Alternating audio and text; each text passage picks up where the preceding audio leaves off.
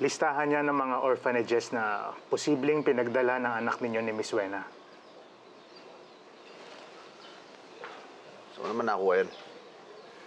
Nagtanong ako doon sa madre na taga Our Lord's Haven. Yan yung mga natatandaan niyang ampunan na may koneksyon sa kumbento nila noon.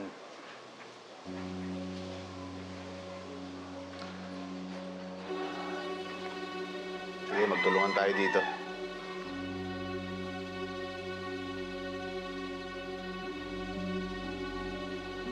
Ito.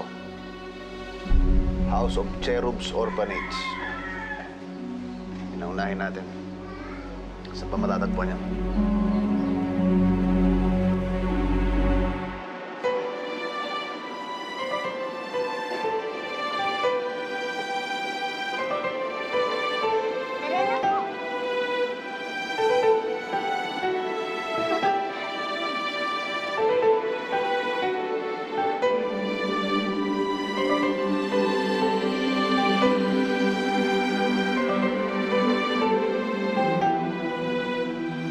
Sigurado po ako, Mami, magugustuhan po ni Sister yung pasalubong po natin.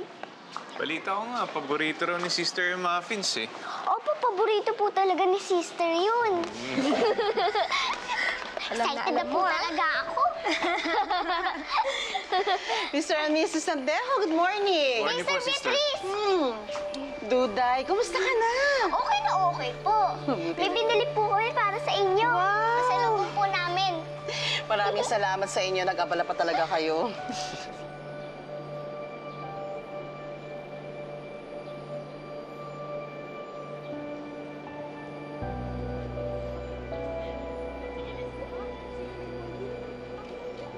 Sister, nasa po si Lenlen? Nasa common room. Sige po. Mami, akin na po ipasalubong. Sige po. Pupuntahan mo agad, ha? Kamusta? Napasyal kayo? Kasi si Duday gusto raw makita yung mga BFF niya, sila Lenlen. Talaga? Oo. Doon tayo sa reception. Sige po. Sige po. Ay, sister, teka lang. May tumatawag sa akin. Sasagutin ko po muna. Hello? Ate? Sige. Oh, kamusta?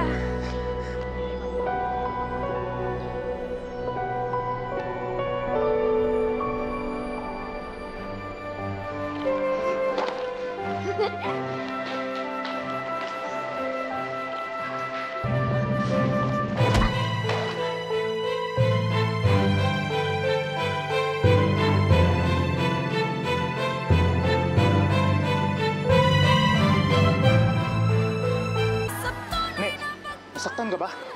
Hindi po. Okay ka lang? Okay lang po ako. Ito. Salamat po.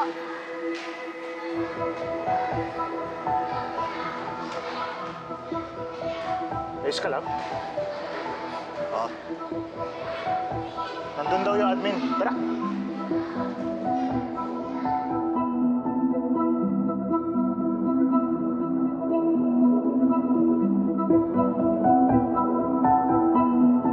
Baka pwede naman i-double check yung mga records ninyo.